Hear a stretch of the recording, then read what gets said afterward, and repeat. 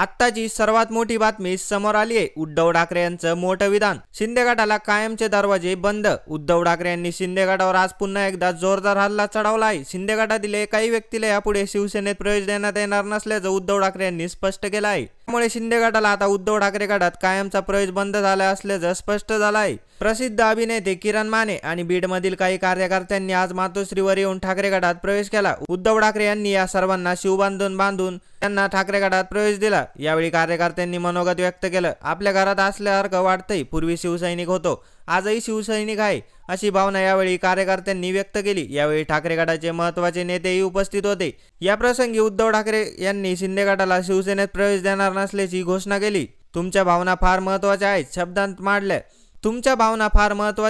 मांडल्या आपल्या घरात असल्यासारखं वाटत असं मनोगत तुम्ही व्यक्त केलं, पण काही लोक भटकंतीला गेले, त्यांना परत घरात घेणार नाही, ते खोक्यात बंद झाले आहेत, त्यांना खोक्यातून बाहेर काढण्याची गरज नाही, असा टोला उद्धव ठाकरे यांनी शिंदेंना लगावला आहे।